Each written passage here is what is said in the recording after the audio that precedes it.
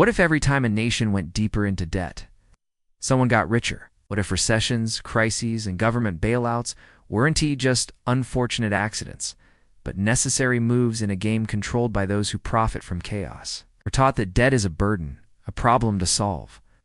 But what if for a hidden empire, operating quietly behind global finance, debt isn't a problem, it's the product?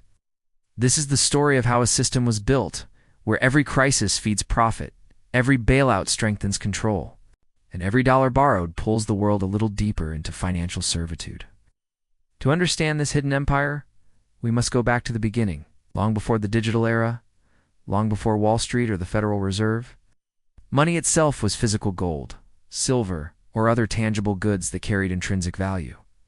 In ancient times, debt was personal. You owed your neighbor a measure of grain or a local merchant a few coins. It was manageable, human, and limited. But with the rise of empires, debt became something far larger, a tool of power. Ancient rulers borrowed to fund wars, and when they couldn't repay, they taxed their citizens or seized property. The lesson was clear. Debt could enslave not just individuals, but entire nations. Fast forward to the 1600s. The Dutch and British empires revolutionized finance by introducing government. Bonds, paper promises backed not by gold but by the taxes of future generations. For the first time, wars could be funded not by kings, but by the people without their direct consent. Investors lent money to governments, expecting steady interest payments. Thus, a partnership was born between the state and private finance. One would borrow endlessly, the other would profit endlessly. This was the birth of the hidden empire, the alliance of governments and banking institutions that discovered an extraordinary truth. As long as nations stayed in debt, power would stay in their hands. When the Bank of England was founded in 1694, it wasn't built to serve the public. It was built to manage debt. The government borrowed from the bank, and in return, the bank was granted the right to issue money. The same pattern would later repeat across the world, culminating in the creation of central banks like the Federal Reserve in 1913. The rise of this empire was subtle. Every time debt increased, so did the money supply. Every time money was created, inflation followed. And every time inflation rose, the public's purchasing power fell, forcing more borrowing, both privately and publicly. This was no accident. It was a system engineered to perpetuate dependence. The real wealth wasn't in the money itself, but in the interest earned from lending it. Nowhere was this more evident than in the 20th century. After World War I, Europe was drowning in debt. The war had been financed almost entirely through borrowing, yet instead of collapsing, the financial system grew stronger. New loans were issued to repay old ones, and the banks that arranged them took their cut. When economies crashed in 1929, wiping out millions of lives, those at the top who understood how the system worked bought assets for pennies on the dollar. The same cycle repeated after World War II. Reconstruction loans rebuilt nations, but also locked them into decades of repayment. Every tragedy, every rebuild meant new profits for the same empire.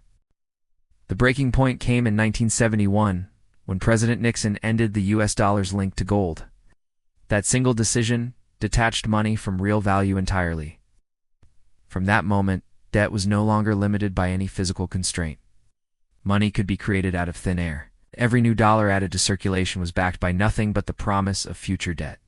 The system was now self-sustaining and self-consuming. Central banks could print endlessly, governments could borrow endlessly, and the hidden empire grew richer with each expansion of credit. But when the limits of growth appeared, the system needed new ways to extract profit. The 1980s introduced the era of financialization, turning everything, even debt itself, into a tradable product. Mortgages, student loans, credit cards all bundled, sold, and speculated on. Wall Street didn't just make money from lending anymore, it made money from betting on debt. By the early 2000s, global debt had surpassed global GDP. The machine was running at full speed, but cracks were forming. Then came 2008. The financial system nearly imploded under its own weight. The very products that were meant to diversify risk turned out to multiply it. Yet once again, the hidden empire found a way to win. Governments bailed out banks with trillions of dollars of taxpayer money. Debt soared even higher, and those responsible for the crisis emerged more powerful than before. The public lost homes, jobs, and savings, but the empire gained assets, influence, and deeper control over monetary policy. You might think that after such a near collapse, the world would change course, but instead, it doubled down. Central banks cut interest rates to near zero, making borrowing cheaper than ever. Corporations took on record debt to buy back their own stocks, boosting markets artificially. Governments printed trillions during the pandemic, creating a flood of money unmatched in history. And behind the scenes, the same institutions, investment banks, central banks, and global lenders grew stronger. Today, global debt stands at over $350 trillion. That's more than 4 times the total value of all goods and services produced annually on Earth. For every dollar of global GDP, there are nearly $4 of debt. And who profits from this imbalance? The very same entities that lend, underwrite, and manage it, the modern descendants of the financial empires born centuries ago. Debt has become the lifeblood of the global economy. Every time a government borrows to stimulate growth, every time a central bank lowers rates to avoid recession, every time a crisis demands emergency spending, the hidden empire expands. The pattern is always the same: crisis, intervention, recovery, then another crisis. The losers are ordinary citizens whose savings lose value through inflation. The winners are those who control the flow of credit. Some say technology and cryptocurrency might break this cycle, but even there, the empire adapts. Institutions invest in digital assets, central banks experiment with digital currencies, and regulation ensures that control never truly slips away.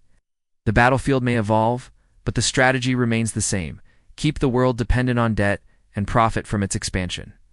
So what can we learn from this hidden war? First, debt is not just a financial tool, it's a mechanism of control. Every dollar borrowed comes with invisible strings that shape economic policy, political decisions, and even social behavior. Second, crises are not random, they are features of the system.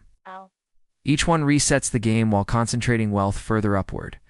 Third, real value, whether in resources, skills, or time, has been replaced by financial illusions that benefit those at the top of the pyramid. The warning is simple but urgent.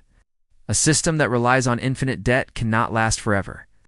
Eventually, the weight becomes too great, the interest too costly, and the illusion too obvious. History shows that every empire built on unsustainable promises eventually collapses, sometimes slowly, sometimes all at once. The question I sent if this one will end, it's how prepared you'll be when it does. The more you understand about how money, credit, and control intertwine, the better equipped you are to protect real value in your own life.